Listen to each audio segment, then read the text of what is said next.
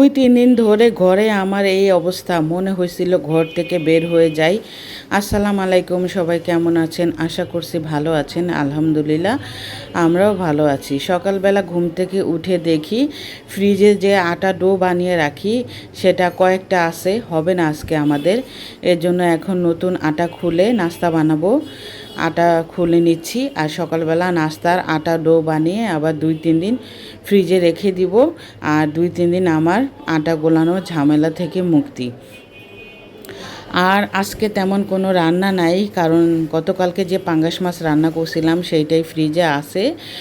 আর ভাবছি যে ডিম রান্না করব। প্রতিদিন আর কি চিন্তা করি সকালবেলা ঘুম থেকে উঠেই কি রান্না করা যায়। বাজার যেদিন থাকে বাসায় সেদিন তাড়াতাড়ি রান্না করার চেষ্টা করি, আর বাজার শেষ হয়ে গেলে আবার একটা মাথায় টেনশন থাকে। যাই হোক, এখানে আটার ডোটা বানাই নিচ্ছি। সকালবেলা ঘুম থেকে উঠে নাস্তা বানাইলাম। আর নিধির ড্রেসগুলা খুঁজবো চিন্তা করতেছিলাম, যে ড্রেসগুলা পাচ্ছিলাম না। গতকালকে অনেক খোঁজাখুঁজি করছি, ঘর যখন পাল্টাইছিলাম তখন যে কোথায় রাখছি আর কি খুঁজে পাচ্ছি না। আর এই যে আটার ডোটা আস্তে আস্তে আর কি গোলাচ্ছি আমি, আর মতে নিচ্ছি। আর এখন থেকে আমার আরামের দিন শেষ। সকালে আমার 6টার সময় ঘুম থেকে উঠতে হবে, আরও সকালে উঠতে হবে। এখন থেকে চিন্তা করছি সকালবেলা 5টার দিকে ঘুম থেকে উঠবো।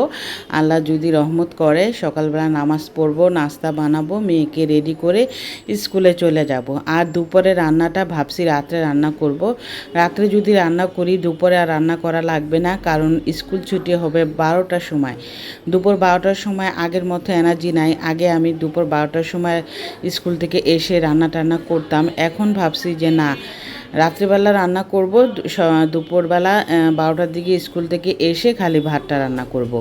আবার রাত্রেবেলা রান্না করব, তাহলে এসে আমার আর তাড়াহুড়া করে রান্না করা লাগবে না। আর এই যে আটার খামিগুলা করা হয়ে গেছে আমার। আর এখানে আবার দেখতেছিলাম যে ময়লাওয়ালা আসছে নাকি। 3 দিন ধরে ঘরে ময়লাওয়ালা আসে না। এত যে ময়লার গন্ধ পুরা ঘর ছড়ায় গেছে, আসলে বলে বোঝানো যায় না। অনেক বিরক্ত লাগতেছিল। আমি তো চিলাচিলি করতেছিলাম যে ময়লাওয়ালার কি হইলো। পরে দারোয়ানকে জিজ্ঞেস করলাম, দারোয়ান বলল ময়লাওয়ালার মা মারা গেছে। যাই হোক, এই যে নাস্তা বানায় নিচ্ছি। আর টেনশন করতেছিলাম যে ময়লাওয়ালা আসে কি না, ময়লাগুলা কি করব, কোথায় ফেলা যায়। ঢাকা শহরে তো কোনো জায়গাও নেই ময়লা ফেলার। যাই হোক, এই যে রুটি আমি আস্তে আস্তে বেলে নিচ্ছিলাম। আর নিধির বাবাকে আবার ঘুম থেকে ডাকছিলাম। ওর আবার 7টার সময় ওঠার কথা ছিল। ও বলল যে কোথায় নাকি যাবে, অ্যালার্ম দিয়ে রাখছে কিন্তু উঠতেছে না। এর জন্য আর আমি ডাকলাম না, যে থাক, ও হয়তো ঘুমাইতেছে, ও উঠবে না। আর এই যে এই ঘরে এসে আবার পর্দাটা খুলে দিলাম। এই ঘরে কিন্তু কেউই আমরা থাকি না, তো এই ঘরটা খালিই পড়ে থাকে। সকালবেলা উঠে জানলাগুলা খুলে দিই, আলো বাতাস ঘরে ঢুকলে আমার ভালো লাগে। আর জানলা বন্ধ করে রাখলে না কেমন জানি দম বন্ধ লাগে ঘরে আর কি, আমার অস্থির লাগে। এই জন্য আমি সবসময় জানলা খুলে রাখি। আর এই রুমটাতে কেউ থাকে না, এই জন্য জানলা বন্ধ করে রাখা হয়। আর আমরা যে রুমে ঘুমাই সেই রুমে জানলাটা সবসময় খুলে রাখি। আর এই যে আমার জন্য রুটি বানাইলাম, আর মেয়েদের জন্য পরোটা বানাইছি। আর নিধির বাবা এরই মধ্যে ঘুম থেকে উঠে গেছে, ওর ফোন আসছে, এখন ও বাইরে চলে যাবে। এই যে দেখেন, এতক্ষণ ধরে আমি ডাকতেছিলাম, ঘুম থেকে উঠে না, এখন সে নাস্তা না খেয়েই চলে যাবে। আমি আবার বললাম যে নাস্তা খেয়ে যাও, ও বললো যে না, আমি নাস্তা খাবো না, আমি এসে খাবো। প্রাঙ্ক করবো, এটাও এই ডিম দিয়ে ঘুম থেকে উঠাইবো। এটা বুঝে যাবো না, এই ডিম ঠোকরা খাই ফেলাইবো না। ডিমটা খালি ভাঙুক, দেখো তোমারে ভাঙাবো আমি। ওই যে ঠোকরাতেছে, ওই যে ঠোকরাতেছে, ওই যে নিদি ডিম আছে, নিদি দেখেছে তাতে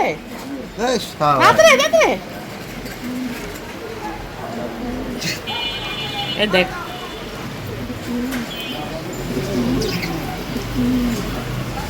সাস বুঝে পিছনে সাদা, ওই যে ঠোকরা দিছে রাস না সাস। হ্যাঁ দেখি কি বুঝে ফেলাই, বের করো, ঠোকরা কামড়ায় ফেলাইবো। আর এই যে নিধির বই আনা হয়েছে, আর নিধির তো পরীক্ষা 23 তারিখে, সবাই নিধির জন্য দোয়া করবেন। আসলে টেনশনে আছি 5-6 দিনে মেয়েটা কি পড়বে আর কি পরীক্ষা দিবে। যাই হোক, এই পরীক্ষা যেমন হোক সামনে জানি ভালোভাবে পড়াশোনা করতে পারে। আমার বাচ্চাদের জন্য দোয়া করবেন। আলহামদুলিল্লাহ, আল্লাহ রহমতে আপনাদের দোয়ায় বড় মেয়ে তো ইনশাল্লাহ যতটুকু পারছি পড়াইছি। এখন ছোট মেয়েকে নিয়ে যুদ্ধ আমার শুরু। সবাই দোয়া করবেন জানি আমি ওকেও শিক্ষিত করতে পারি। আসলে শিক্ষিত না হইলে এই দুনিয়া চলা অনেক মুশকিল। আমি বুঝি, আমি যেহেতু অল্প বয়সে আমার বিয়ে হয়ে গেছে, আমি সেরকমভাবে পড়াশোনা বেশি একটা করতে পারি নাই। এজন্য আমি আমার মেয়েদের অনেক স্বপ্ন জানি পড়াশোনা করাইতে পারি, আল্লাহ জানি তৌফিক দেয়। আসলে শিক্ষিত হইলে না, শিক্ষিতর মর্যাদাই আলাদা।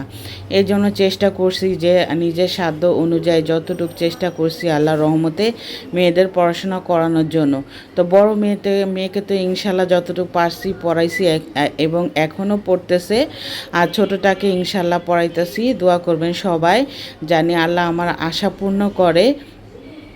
আর এখন দেখেন যেই যুগ পড়ছে, প্রতিযোগিতার যুগ। শিক্ষিত না হইলে কিন্তু জীবনে চলাটাই অনেক মুশকিল। আসলে আমরা যদি শিক্ষিত হই তাহলে কিন্তু ফ্যামিলির দিক দিয়ে অনেক সাপোর্ট, ফ্যামিলিকে অনেক সাপোর্ট করতে পারে এক সময় মেয়েরা। যদি আপনার হাজব্যান্ড চাকরি করতে নাও দেয়, এক সময় যদি আল্লাহ না করুক কোনো সমস্যায় যে কোনোভাবে ফ্যামিলিকে সাপোর্ট করা যায় শিক্ষিত হইলে। আর শিক্ষিত না হইলে কিন্তু অনেক কষ্ট হয়ে যায়। যেমন আমি পড়াশোনা বেশি একটা করি নাই, এজন্য আমি বুঝি যে পড়াশোনার মর্ম কী। আমি এখনও না মাঝে মধ্যে যখন ঘুমাই স্বপ্নে দেখি যে আমি স্কুলে গেছি, পড়াশোনা করতেছি। আসলে পড়াশোনাটা অনেক মিস করি। যাই হোক, এখানে আজকে আদা রসুনও নাই ফ্রিজে, তাই ভাবলাম যে আদা রসুনটা ব্লেন্ডারে ব্লেন্ড করে রেখে দিই। ফ্রিজে তো আজকে তো তেমন রান্না নাই। এই যে ডিম ছিল 2টা, সেই 2টা ডিমই ভাবলাম যে ফেটে পেঁয়াজ দিয়ে রান্না করি। আর গতকালকের পাঙ্গাস মাছ আছে, আর আমরা রান্না করব। এটাই হয়ে যাবে আজকে আমাদের। আসলে নিজের সংসারে তেমন কোনো ঝামেলা নাই। মনে করেন যদি শরীর ভালো না লাগে তাহলে আমি রান্না না করি, ডিম ভেজে খেয়ে নিই বা আলু ভর্তা করি আর কি, ওরকম একটা ঝামেলা নেই। এই যে ডিম রান্না করা আমার হয়ে গেছে, এটা দিয়ে আজকে আমাদের খাওয়া দাওয়া হবে। তো ফ্রিজে মুরগি ছিল, আমি মুরগি রান্না করি নাই। ভাবলাম যে গতকালকে যেহেতু মাছ রান্না করছি আজকে এইগুলাই খাই। আর মাছ 2-3 টুকরা আছে, সেটা দিয়ে দুপুরে খাওয়া দাওয়া হয়ে যাবে। আর রাত্রে এটা দিয়ে খাবো। আর ফেসবুকে খুলে দেখলাম যে বাংলা কলেজের হোস্টেলে নিয়ে একটা মেয়ে নির্যাতন করতেছে, মারতেছে। আসলে এগুলা দেখে না খুবই খারাপ লাগে। আর আল্লাহর কাছে অনেক শুকরিয়া জানাই যে আল্লাহ আমাকে এই ঢাকার ভিতরে থাকার তৌফিক দান করছে। যারা গ্রাম থেকে আসে হোস্টেলে পড়াশোনা করে তাদেরকে বলি, তোমরা বোন পড়াশোনা বাদ দিয়ে দাও, তারপরও পড়াশোনা বাদ দিও না। তোমাদের গ্রামে আশেপাশে কলেজ থাকলে ভার্সিটি থাকলে সেখানেই ভর্তি হও। সকল মায়েদেরও আমি এটা জানাইতে চাই, কারণ এই যে মেয়েটা নির্যাতন হইতেছে, এই নির্যাতন থেকে তো বাঁচবে। তো আমি তো আল্লাহর কাছে অনেক শুকরিয়া আদায় করি যে আল্লাহ আমাকে এই ঢাকার ভিতরে থাকার তৌফিক দান করছে। এর জন্য আমার মেয়ে যখন কলেজে আর কি উঠছে, তখন আমি আমার এলাকার একটা কলেজে দিছি। জানি কলেজটা সেরকম ভালো না, কিন্তু যাতায়াতের সমস্যা আর দূর হওয়ার কারণে আশেপাশে কোনো ভালো কলেজ নাই। তারপরও আমি এলাকায় দিছি আমার মেয়েকে, দূরে কোথাও দেইনি। আর এখন এই যেটা দিয়েছি সেটাও কাছে, বেশি দূরে না। আর দূরে কিন্তু আমার মেয়ে অনেকটাই আর কি পয়েন্টে হয়েছিল, পরীক্ষা দিতে পারতো, কিন্তু আমার মেয়েকে আমি দেওয়াই নেই। কেন দেওয়াই নেই জানেন? কারণ আমি দূরে দিব না। আমার মেয়ে একা যেতেও পারবে না, আর নিধির বাবাও কাজ ফেলে এত দূরে ওকে নিয়ে সারাদিন থাকাও সম্ভব না। কারণ সংসার আল্লাহর রহমতে ওকে দিয়েই চলে। ও যদি সারাদিন বাইরে থাকে, মেয়ে নিয়ে ব্যস্ত থাকে, সংসার কিভাবে চলবে বলেন? আর এই যে দেখেন সব কাপড় আমি নামাইছি স্কুলের ড্রেস খোঁজার জন্য। বললাম না, ঘর যখন চেঞ্জ করছি কাপড় চুপড় যে কোথায় রাখছি আসলে খুঁজে পাচ্ছিলাম না। তারপরে এখন সব এই কাপড়গুলা নামায়া তারপরে ড্রেসটা পাইছি, আবার সব ভাঁজ করে রেখে দিলাম। হয়েছিল ঘর থেকে বের হয়ে যাই, 3 দিন ধরে ময়লাওয়ালা আসে না, ময়লার গন্ধে পুরো ঘর ভরে গেছে। তো 3টা দিন ধরে ময়লাওয়ালা আসে না। ভাবছি যে ময়লাওয়ালার কি হইলো, আসে না কেন, রাগারাগি করতেছিলাম। তো আজকে দারোয়ানকে নিচে জিজ্ঞেস করলাম, দারোয়ান বললো যে ময়লাওয়ালার মা মারা গেছে। প্রথম বললো যে ময়লাওয়ালা মারা গেছে, আমি তো শুনে অবাক, ছেলেটাও খুব অল্প বয়সী। আমি হুট করে বলে ফেলছি যে কেন। তো ওইখানে আবার যে একটা মহিলা শাক বিক্রি করে, উনি আবার বলল যে কেন মারা গেছে এটা কি কেউ বলতে পারে? মৃত্যু এমন একটা জিনিস, আল্লাহ ছাড়া কেউ বলতে পারে না। তো আমি বলবো না যে এত অল্প বয়সে ছেলেটা মারা গেল, নিশ্চয়ই কোনো অসুখ হয়েছে বা কোনো অ্যাক্সিডেন্ট হয়েছে। আমি ওইটা না বলে ফেললাম কেন। তো এই কারণে পরে ওই মহিলাকে আমি বললাম যে না, ওই ছেলেটা মারা গেছে। পরে ওই মহিলা বললো ছেলেটা মারা যায়নি, ছেলেটার মা মারা গেছে। আমি আবার বললাম যে আপনি যে বললেন কেন, আমি বললাম আর কি ও তো অল্প বয়সী, আর যেই কেউ মরে আল্লাহ তো যে কোনো একটা উসিলা দিয়েই মারে। এর জন্য আমি জিজ্ঞেস করলাম যে কেন। তো ওর মা মারা গেছে, এর জন্য ও 3 দিন ধরে আসে না। ঘরে তো ময়লার গন্ধে থাকা যায় না। আর দেখেন, যে কোনো কাজই ছোট করে দেখা উচিত না। আমরা ময়লাওয়ালাকে বলেন বা কেউ ভ্যান ভ্যান গাড়ি চালাইলে, কেউ তরকারি বিক্রি করলে আমরা কিন্তু তাকে একটু ছোট করে দেখি। আপনারা একটু চিন্তা করে দেখছেন, এই ময়লাওয়ালা যদি আপনার ঘরে 3 দিন বা 4 দিন না আসে, এই ময়লাগুলো আপনি কি করবেন, কোথায় ফেলবেন? ময়লার গন্ধে থাকতে পারবেন? যে কোনো কাজকে আসলে ছোট করে দেখা উচিত না। আমাদের বাংলাদেশে এটা হয়, আমি শুনছি। আমার ননাস যে লন্ডন থাকে, আমার মামা যে বাইরে থাকে, ওনারা বলল যে বিদেশে কিন্তু এই জিনিসটা না। দেখেন, ইয়াং ছেলেরা, ইয়াং মেয়েরা ম্যাট্রিক পরীক্ষার পরে ওরা কফি শপে চাকরি করে, রেস্টুরেন্টে চাকরি করে। ওইখানে কিন্তু ওরা কিছু বলে না। আর বাংলাদেশে যদি একটা ইয়াং মেয়ে কফি হাউসে চাকরি করে বা রেস্টুরেন্টে চাকরি করে, আমরা কিন্তু সমাজে ভালো চোখে দেখি না। তো যাই হোক, দিন শেষে যে কোনো কাজকেই ছোট করে দেখা যাবে না। কাজ একটা কাজ করে খাওয়া ভালো, কারোর কাছে হাত পাতাতে কাজ করে খাওয়া ভালো। কাজকে ছোট করে দেখা উচিত না। কাজ হোক ছোট, কাজ হোক বড়, কাজ তো কাজই, তাই না? আর এই যে দেখেন, সন্ধ্যা হয়ে গেছে।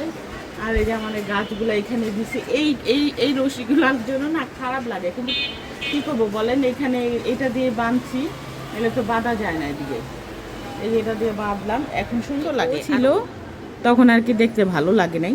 তো এখানে দেওয়ারও কারণ না, এখন ভালো লাগে। আর এই যে সন্ধ্যা পরে দেখেন, সন্ধ্যার পরে রাস্তার কি অবস্থা, এই যে দেখছেন দোকানপাট।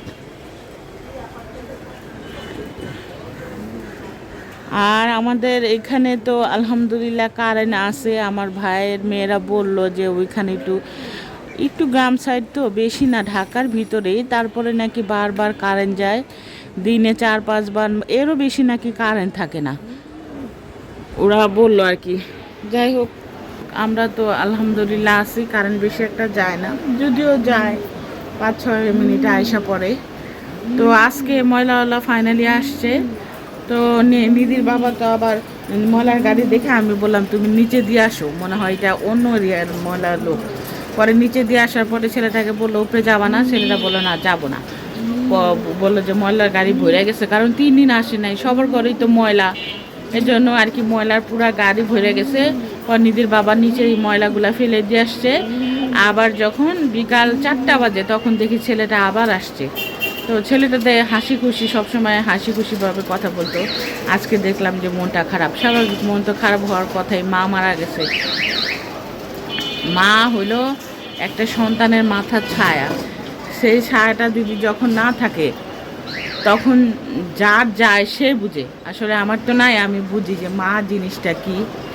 যাই হোক, আশা করি আপনাদের আমার এই ব্লগটা ভালো লাগবে। আর আজকে আমি একটা কথা বলি, যদি আমার ব্লগটা ভালো লাগে আমার চ্যানেলটা সাবস্ক্রাইব করবেন, আর ভিডিও শুরুতে একটা লাইক করে দিবেন, অন্যকে দেখার সুযোগ করে দিবেন। আপনারা লাইক দিলে হয় কি, মানে আমার এই ভিডিওটা অন্যদের দেখার সুযোগ করে দিবে ইউটিউবরা। এর জন্য আপনারা ভিডিওর প্রথমেই লাইক দিয়ে দিবেন। আর যারা সাবস্ক্রাইব করেছেন তাদেরকে তো অনেক অনেক ধন্যবাদ। আর যারা সাবস্ক্রাইব করেননি তারা সাবস্ক্রাইব করবেন। আল্লাহ হাফেজ, আজকের মতো বিদায় নিলাম। আল্লাহ হাফেজ।